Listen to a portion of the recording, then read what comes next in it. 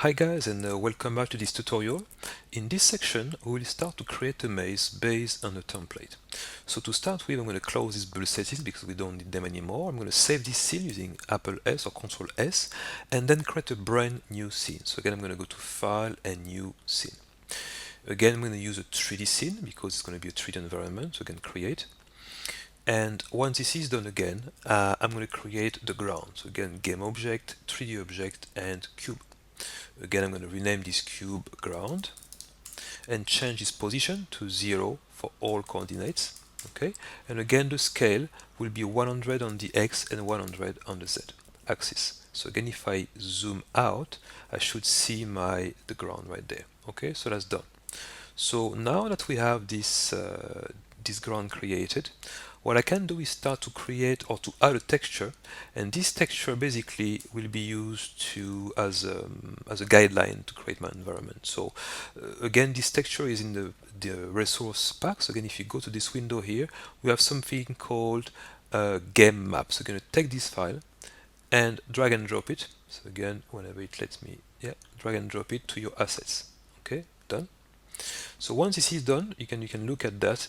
If you look on the right hand side on the inspector, you can see you have black and white areas. So again, the black areas will there will be where, so we will add the blocks of the cubes, and the white areas will be where our character will be able to roam and walk around. Okay, so again, I'm going to take this game map and drag and drop it on top of the ground. That's it. Okay, so again, I'm going to switch to a Y view. It will be much easier. And now, okay, now it's a bit easier. So we have the layout here. You can see also that the image is filling up basically the entire box. Okay, so the first thing that we will do is to create boxes to fill up these black areas there. So again, I'm going to go to game object, 3D object, and the cube. I'm going to call it wall, and you can see it's very small now. I'm going to zoom in again, and alright, and then again use the rect tool. So again, this is using the key called T. Alright, and again, I'm going to drag this corner right here, zoom out a small bit, and drag the other corner right there. Okay, and again, if I just pan the view slightly, so again, you should see that now, yeah, pretty much okay. I'm going to change the height of my wall, so again, we put 5 here. 1 second there. Oh no, sorry, that's the position. My apologies. So again, I'm going to put 5 here.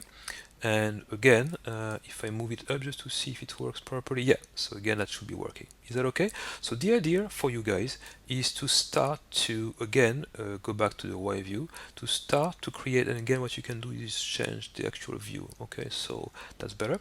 And from isometric to orthogonal, so again, what you can do then is to copy this wall here, duplicate, so Apple D or Control D, and again, to move the duplicate around a black area, and try to do the exact same for the rest of the maze. Okay, now what I could have done before I do that, I suppose, is to add a bit of texture. So I'm going to do it in the next video.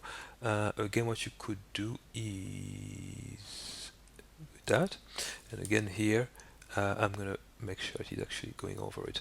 Now what I should have in my resource pack, I should have something called bricks.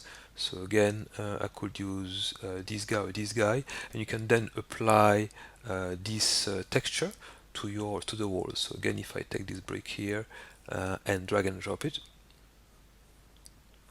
sorry, again, bricks, it doesn't want to.